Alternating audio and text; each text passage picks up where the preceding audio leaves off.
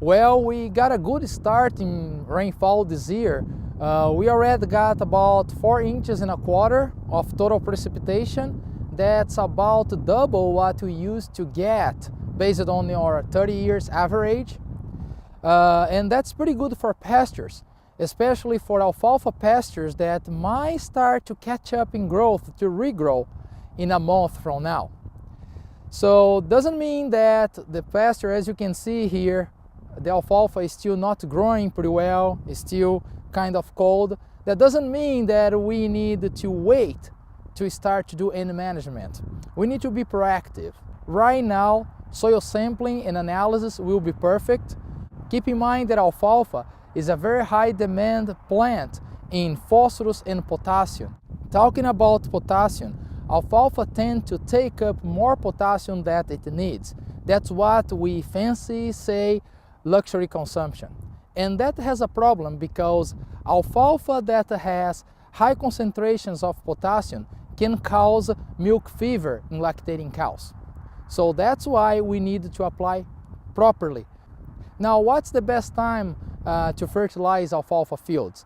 I would say ideally for phosphorus would be mid-February, late February, before the plants resume growth. However, for potassium would be after the first cut. Well, but there's a problem here. We need to do 2 applications and that might be expensive because you have labor costs, gas. Therefore, we can combine both in one application and apply late February in just one application. When talk about weed control, in my opinion, the best method is fertilization. If we properly fertilize our alfalfa, we are going to have a plant that can really compete against the weed. However, if you have a proper fertilization and you still have some weeds in your pastures, better that you think about control. Before thinking about any chemical control, better that you consider 3 things. First, the incidence of weeds in your pasture. How much weed you have in your pasture? Let's say if you have an incidence of 5 or 10% of weeds, that might be a low incidence. And if you spend money with herbicides, that may not return in more forage quality and yield. The second thing is the type of weeds that you might have in your alfalfa stand. If you have weeds such as dandelions and pigweeds, believe it or not, but they are not that bad.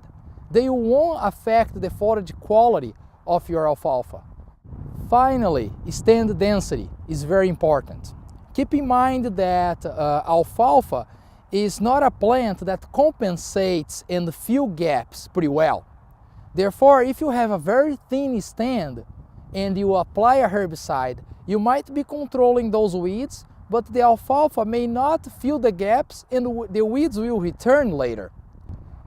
Based on what we have discussed so far, you realize that it's a good option to go and do a weed control applying herbicide. Keep in mind that you need to apply a herbicide that is labeled for alfalfa, read the instructions, have a proper application in the correct time, in the correct dose, and always check for grazing and hay restrictions.